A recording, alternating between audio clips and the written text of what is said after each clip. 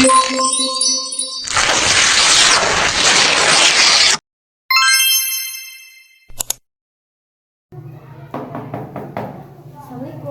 Waalaikumsalam. Silakan masuk.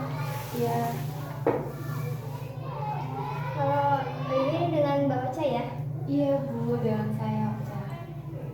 Yang Anda sebelumnya sudah menghubungi saya untuk melakukan sesi konseling ya?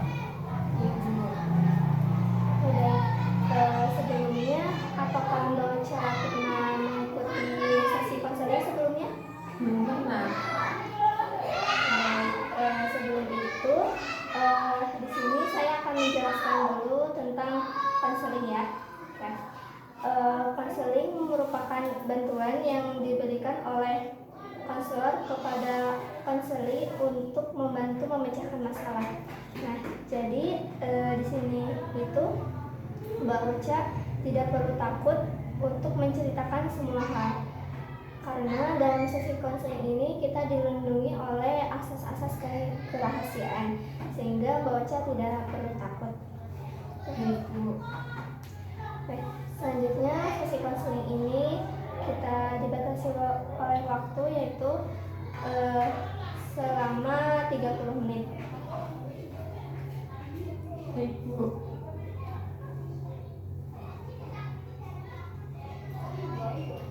Oke. Bagaimana kabar Mbak Ocha hari ini? Saya kurang baik Bu. Kenapa tuh Mbak Ocha merasa kurang baik? Jadi begini ya Bu, saya tuh mengalami kekhawatiran yang berlebihan seperti itu. Kekhawatiran yang berlebihan itu ketika Mbak Ocha sedang apa atau sedang kondisi seperti apa?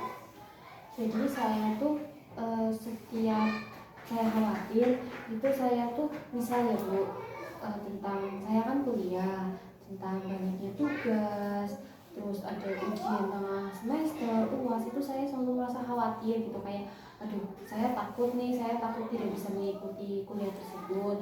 Terus juga masalah eksternal, masalah lain itu misalnya seperti masalah dengan orang tua atau masalah dengan adik saya selalu merasa khawatir gitu Bu. Jadi saya tuh apa-apa tuh selalu dipikir gitu loh Bu. Iya Mbak Ocha, tidak apa-apa. Perasaan Mbak Ocha saat ini itu merupakan hal yang wajar. Sebelumnya Mbak Ocha ketika sedang merasa cemas atau sedang banyak pikiran tuh ketika Mbak Ocha sedang menghadapi seperti apa?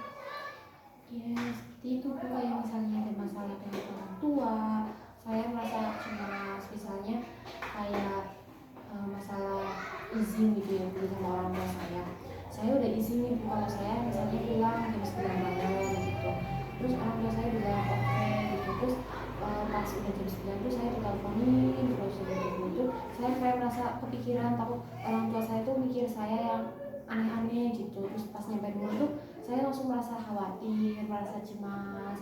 Terus pernah juga ya Bu, ini saya cerita ya Bu, suatu ketika tuh saya tuh ada masalah dengan seseorang sampai membuat saya itu berpikirannya tuh sampai kemana-mana gitu loh Bu, sampai ke ranah-ranah negatif gitu, bikin saya khawatir. Sempat juga saya sampai merasa sesak nafas karena khawatir tersebut. Jadi saya tuh merasa bingung gimana sih ya biar saya itu nggak punya rasa khawatir yang berlebihan gitu Bu. Oke, jadi di sini Mbak Ocha sering merasa khawatir berlebih karena sering memikirkan permasalahan dan beban-beban pikiran Mbak Ocha yang sering dihadapi oleh Mbak Ocha, seperti itu ya? Iya seperti itu Bu, suka pikiran gitu loh Bu. Iya, kayak saya paham. Nah, ketika Mbak Ocha merasa kecemasannya berlebih, nah pernah nggak sih Mbak Ocha melakukan sesuatu hal yang bisa membuat kecemasan itu berkurang gitu? Untuk saat ini alhamdulillah saya sudah Bu. Sebelumnya memang saya tidak bisa mengontrol rasa cemas atau khawatir yang ada di dalam diri saya, sampai saya itu meminum obat Bu yang disarankan oleh dokter. Itu maksudnya ke obat psikosomatis untuk menurunkan kecemasan gitu. Terus habis saya minum obat tersebut, terus saya baca-baca buku tentang berdamai dengan kenyataan atau bagaimana cara mengurangi rasa kecemasan seperti itu. Ya dengan itu Bu, saya harus bisa lebih berdamai dengan diri sendiri, menerima keadaan, terus lebih membuang energi negatif gitu loh Bu. Jadi mungkin saya bisa dengan melakukan hal-hal yang saya sukai biar saya nggak pikir yang macam-macam seperti itu Bu. Nah, itu suatu hal yang bagus Mbak Ocha sendiri bisa menemukan solusi untuk sedikit menurunkan rasa cemas yang selalu terjadi kepada Mbak Ocha. Nah, selain itu, apakah Mbak Ocha misalnya pernah bercerita kepada teman untuk sedikit mengurangi rasa cemas Mbak Ocha? Pernah sih Bu, sama beberapa teman, itu teman dekat juga. Kalau untuk teman yang tidak begitu dekat, saya belum berani gitu, takutnya mereka tuh berpikir saya orangnya lebay atau seperti apa gitu. Jadi saya paling bercerita kepada teman SMA saya, terus kepada teman kuliah saya, itu juga beberapa orang saja Bu. Oke. Lalu apakah orang tua Mbak Ocha mengetahui bahwa Mbak Ocha itu sering memiliki kecemasan yang berlebih? Sebenarnya orang tua saya tuh nggak tahu Bu, tapi semenjak saya sesak nafas terus saya periksa ke dokter, ternyata sesak nafas yang ditimbulkan itu bukan berasal dari sakit gitu ya Bu, tapi berasal dari karena rasa cemas saya. Itu baru orang tua saya tahu. Nah setelah orang tua saya tahu, orang tua saya seperti memberi dukungan, cuma dukungan yang diberikan itu kadang tuh menurut saya sendiri ya Bu, itu seperti dukungan yang kenapa sih kok gitu aja, kok khawatir gitu, malah bikin saya lebih merasa cemas gitu loh Bu. Jadi ketika Anda bercerita kepada orang tua itu, orang tua malah walaupun memberi semangat tapi perkataannya membuat Anda ngerasa makin down gitu ya? Iya Bu, jadi saya merasa bingung, jadi yaudahlah, jadi sekarang saya mending diam aja gitu ke orang tua. Terus saya juga tidak mau menyalahkan keadaan, tidak mau menyalahkan orang tua, jadi saya mending diam. Terus saya cerita ke teman SMA atau teman kuliah yang mungkin mereka lebih mengerti dengan keadaan saya, terus lebih memberikan dukungan motivasi positif kepada saya Bu. Oke, baik. Lalu apakah ada faktor lain lagi selain dari orang tua, teman yang bisa membuat Mbak Ocha meringankan kecemasan itu? Mungkin dengan saya kan suka nonton film animasi, mungkin dengan nonton film animasi, terus dengan saya melukis, dengan saya mendengarkan musik, jadi saya merasa khawatir ya, sedang saya rasakan itu rasa sedikit berkurang gitu.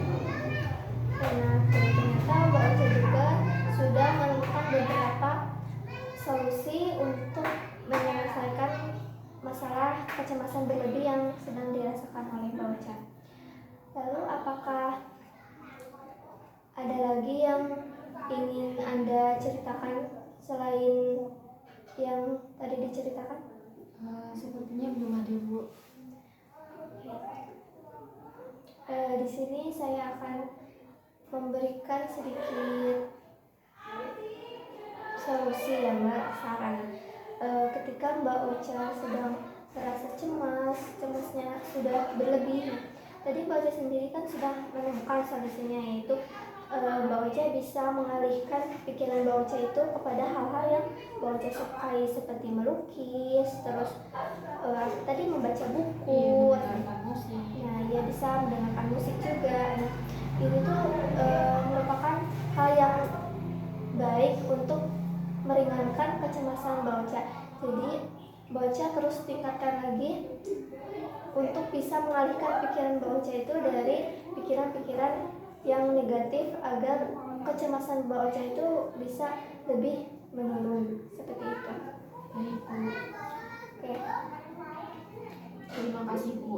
atas bantuannya. Ya, sebelumnya saya simpulkan ya selama sesi konseling ini. Di sini Mbak Ocha sering merasa kecemasan berlebih. Nah, kecemasan berlebih ini karena Mbak Ocha sering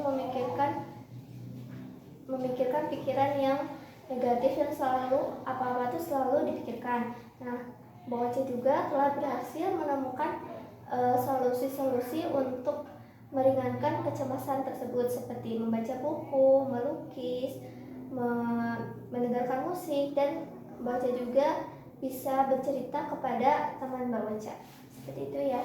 Ya seperti itu Bu. Saya terima kasih ya Bu sudah mau mendengarkan cerita saya, sudah mau meluangkan waktu untuk saya. Jadi saya merasa beban saya berkurang seperti itu Bu. Iya Mbak Ocha, sama-sama. Mbak Ocha harus tetap semangat, pokoknya Mbak Ocha percaya diri dan tetap berusaha untuk menghilangkan rasa cemas-cemas yang berlebih yang sedang dirasakan oleh Mbak Ocha ya. Baik Bu, terima kasih ya Bu atas bantuannya. Iya, sama-sama. Nah, ketika Anda ingin menghubungi saya kembali atau Anda ingin bercerita kembali tentang masalah-masalah yang sedang Anda hadapi, Anda boleh bercerita dan menghubungi saya kembali. Begitu ya Mbak Ocha? Baik Bu, siap. Ya. Terima kasih Bu. Sampai Ya, jumpa. sama-sama Mbak Ocha. Waalaikumsalam.